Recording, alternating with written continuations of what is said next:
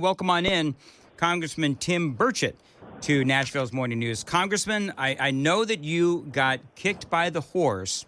And first off, how are you feeling? I feel like I got kicked by a horse. I don't know what else to explain it. I broke a rib. Went to the trauma center, at UT Hospital. They took great care of me. And, it's just one of those things. I missed one meeting out of all of it, though. I've had great help driving me around. I've had folks have been helping me, but I've missed one Eagle Scout thing. I'll probably have to take the kid out for a pizza buffet or something to make it up to him. But that's all I've missed. When I couldn't drive, I had young folks in my office were driving me around and stuff. But I'm back to driving today, so we'll just see how it goes. I get going good, and then it hurts a little bit. But I don't know what to tell you. I've never broke a rib before. It's an unusual experience. I'm honestly, though, everybody just says, Burchett, you're the most unlucky guy I've ever known. I said, no, I'm the luckiest guy. That thing could have killed me. God's hand was on me, so I'm glad to be alive. Absolutely. Now, are you still in Tennessee? Are you back in Washington, D.C.? You're recovering? No, I'm home in Tennessee working. I do more work when I'm home. There's nothing. We're not in session in D.C. We have what's called the August recess. I know they get on to everybody about vacations, but honestly, I do more work here back in the state than I ever thought about doing up there. I think I got about 8 or 9 meetings today, and then go on, and then I still got to try to do some work on the farm tonight. So anyway. Okay, very good. And my skateboards aren't going to build themselves, okay? Yeah, last time you and I spoke, you were talking about, having fun with the skateboards. And I think, was it Tulsi Gabbard you'd made that skateboard for? And Yeah. I was trying to turn it into a business, but apparently you can do insider trading, but you can't sell skateboards as a congressman.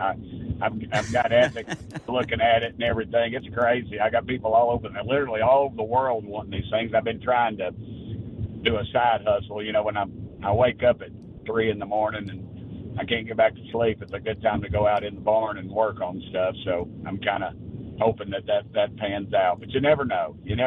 Well, very good. Well, Congressman, I want to let you know that earlier in the program, we took a poll. I do a poll here every single morning. Who would you like to see replace Senator Marsha Blackburn in the Senate if she wins the gubernatorial race?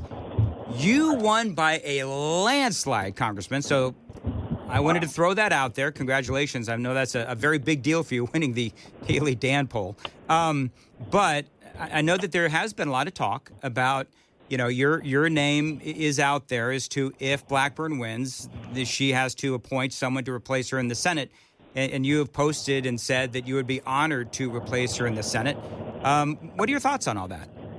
Well, I haven't specifically talked to Marsha about that, or Senator Blackburn, excuse me. But I would be completely honored. If God opened that door, I would try that. I would definitely. I think I'm experienced and I know all that stuff. I can't raise the money like the big boys do, and they're not going to be for me. Let's just be honest. The rank and file Republicans and moderates, and frankly, some Democrats would probably vote for me, but the big boys never support me. I think it's mainly because, honestly, let's just be honest, they can't control me.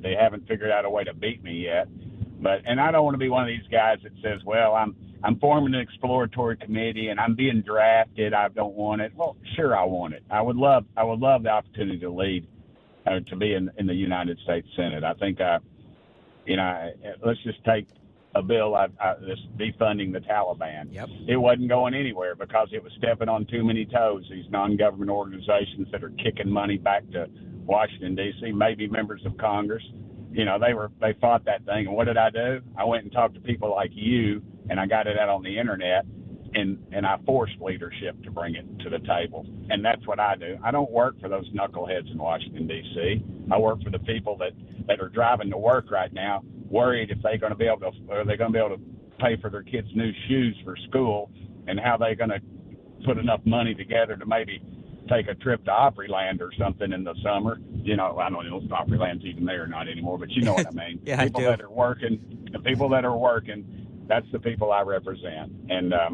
You know, the big boys, they're always for me the day after the election. You know, they always call me and say, hey, man, come by and get a check.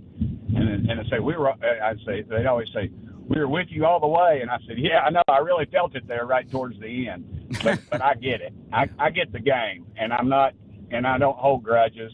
I make friends with my enemies. And that frustrates people because I sit by myself there, usually on the second tobacco row. I call it Center's Row. Everybody who gets in trouble always comes and sits with me, and I don't care. But I think I've been fairly successful, and I think I could do the job. Do you think, Congressman, knowing what you know about Washington, D.C. and the games that are played, do you think that the decision has already been made if she wins? I think some people think they've made the decision. I just don't think they're ready for the onslaught of the public. Because now with people like you and the internet and these young people that are energized, I spoke at a national Young Republicans event this weekend that was in Nashville, by the way. Yep. A very kid named Stevie DiGiorno. He's the state chairman. He's from right there. You know, and there's a new energy out there, and I believe the old guard is getting ready to get surprised. I really do. I think they've suppressed this. They've pushed all these socialist and Marxist ideas out. They've let it flourish on our colleges and institutions all across this country, and people are sick of it. And these young kids are realizing, hey, this deal, giving away everything I'm working for, is not cutting it. I want my piece of the pie. I'm going to work for it. Dadgum, I deserve it. And they're not willing to give it away. And I think that's going to surprise a lot of people. And, you know, these kingmakers, it always surprises me, these people that God has blessed with so much wealth, really. And then they think that they have a right to tell us what to do. I know a lot of successful Christian businessmen and just good folks that have hustled and made money, and they don't think like that. And some of this elitist crowd, that's what gets us killed. And they're always they're the tarmac people, I always call them, because I don't care who's in the White House, Democrat, Republicans, they're always there, or they have a representative on the tarmac. I've never been out on the tarmac to greet a president. And I've been in elected office for how many years? They always bump me at the end, and I've not been vindictive, but I've always taken note of how that went down. And I think America is sick of that stuff. People have worked hard. That's why Hispanic folks and frankly a lot of black folks have started supporting this president, because they see this stuff they've been promised in the past is, what do they got? They got inner cities full of drugs, crime, and corruption, and nobody's willing to do anything but just demonize the other side. And people are sick of that stuff, Dan. They're sick of it. One of the things I find interesting is that, we have Stephen Colbert. His show has been canceled, of course. Howard Stern, who clearly, as everyone knows, is an anti-Trumper. Rosie O'Donnell has now been, she's off in Ireland chasing squirrels. Do you think that America has decided that they will no longer tolerate the intolerance of the left? I think America decided that a long time ago. I think Hollywood is voting with their checkbooks right now. I've always said Hollywood will do what's right when it benefits them financially. Case in point, the Andy Griffith Show. It is wholesome. It's about American values. It's about things that make this country great. It's about family. It's about religion. It's about drawing us together as Americans. And it's in how many different languages? Hundreds of languages. And it comes on. I'm going to watch it. I don't care if I'm sure as heck not going to watch the Emmy or the Grammy Awards. So that's a sick, decrepit bunch of people out there. So yeah, I think they're voting with their pocketbooks. They don't care for us, but they care about that money more than anything else. Stern is a pervert. He's outdated. All those other guys, they're losing $20-40 million a year. I stated on my Twitter on my X account or whatever at Tim Burchett. I said, who do they think they are? Congress, being able to waste that much money but stay in business. Yeah, I think America's sick of that garbage. And again, these young kids are looking at this stuff and saying, man, they're running down what I believe in. They're going to, as I had an economics professor say, they're going to cast their dollar votes elsewhere. And I think America's starting to wake up. I hope this isn't just a flake in the pan, because you look at what's happened to a lot of our big proud cities, and it's just gone out of control. Look at Washington D.C. Trump's finally got the guts to clean it up. Yep. When you pull off your nation's capital, you don't like to see a shopping cart in the middle and a tent right there and just garbage everywhere.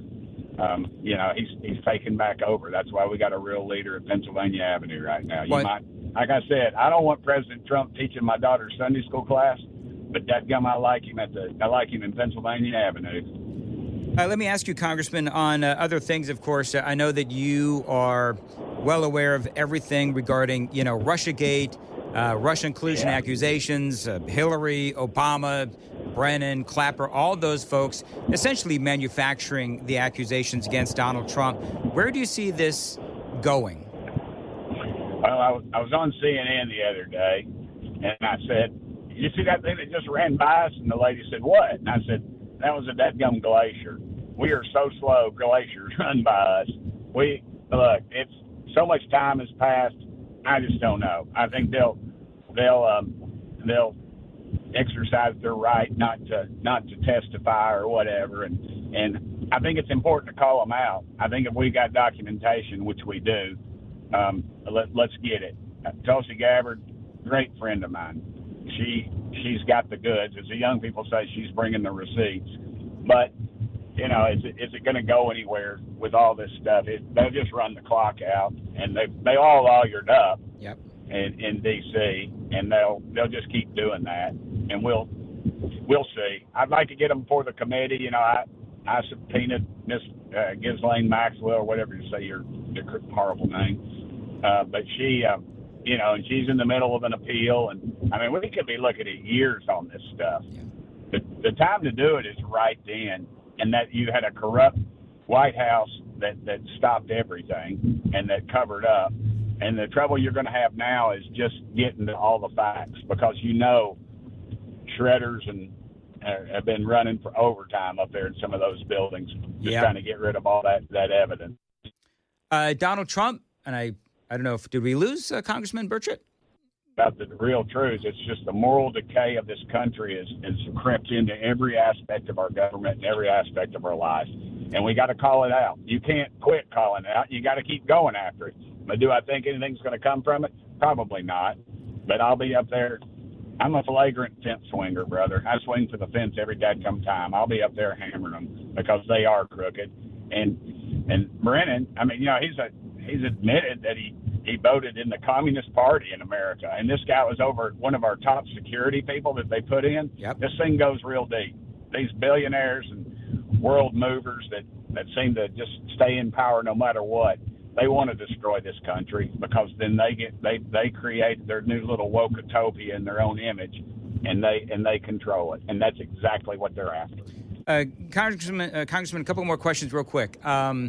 The president is talking about using the military to target the drug cartels in Mexico. What do you think?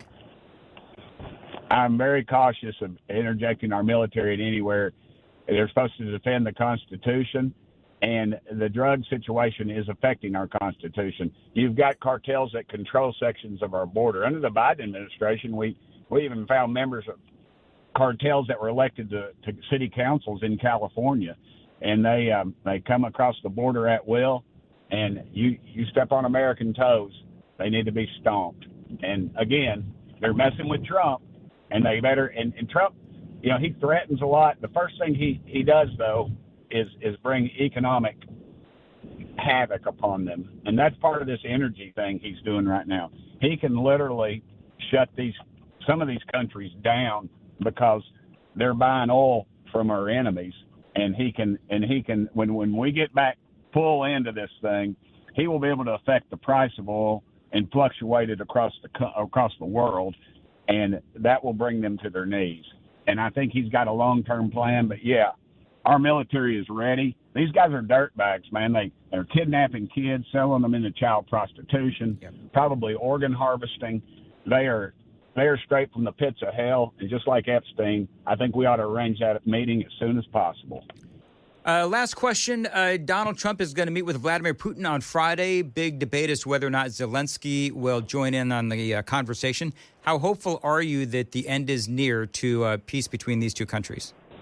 again, it's going to be economics, and Trump gets that. And the economics right now is the oil. And we've got a lot of our so-called friends that are doing business with Russia. I think Trump's going to lay the law down on Putin. There's a reason it's Alaska. My history serves me correct. You know, we got Alaska from Russia, and I think that we should pay very close attention to what he does here. And I think it's a big mistake on Zelensky's part not to show up. You know, he's talked about how we've given them $200 billion. We've given them a lot more than that, actually. But he's even publicly stated he doesn't know where half of that money is. $100 billion of your dollars. Yep. Imagine that, $100 billion of your dollars. That's more than the state of Tennessee's entire budget. That they don't know where it is.